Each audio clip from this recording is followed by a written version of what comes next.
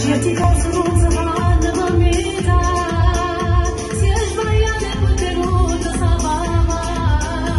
ma non colpa da Daniela, si studiava a morire, solo quando sono giunta dice sì. Questa vita mi vede spugliare